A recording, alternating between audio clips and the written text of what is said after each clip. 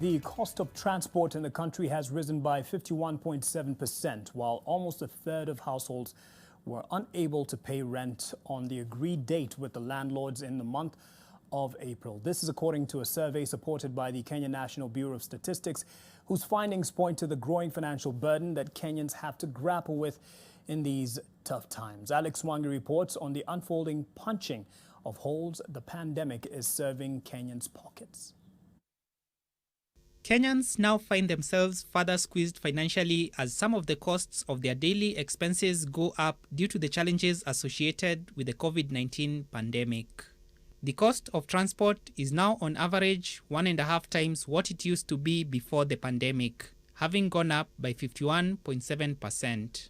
A household economic impact assessment survey by the National Coordination Committee on the Response to the Coronavirus Pandemic has found that 30.5% of households were unable to pay rent on the agreed date with the landlord in the month of April.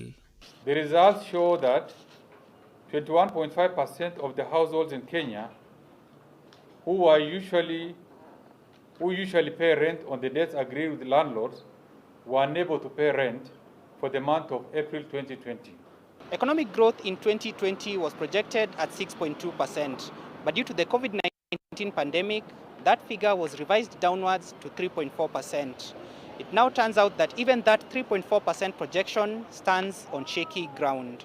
These are problems like no other before, at least not in our lifetime. Our exports has drastically reduced. Import of, inputs into a number of our industries have also gone down. The tourism, the service sector is more or less on the knees. The G20 has offered to suspend repayment of debt by countries that are feeling the heat of the pandemic.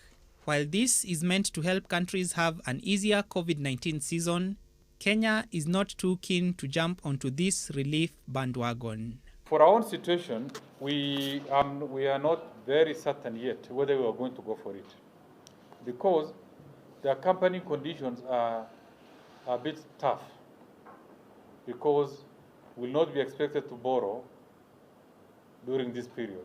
But that does not preclude a situation where we are going to engage our bilateral partners. We are already engaging some of them to give us an opportunity to pay some debts at a later time so that we can get the necessary fiscal space to manage these additional expenditures. The survey reached out to 16,292 individuals, and 15,840 of them, or 97%, responded. 52% of the respondents were male, 48% female. The survey on the socioeconomic impact of COVID-19 on households will be implemented in 6 waves. Data collection for the second wave will begin this Saturday. Alex Mwangi, NTV.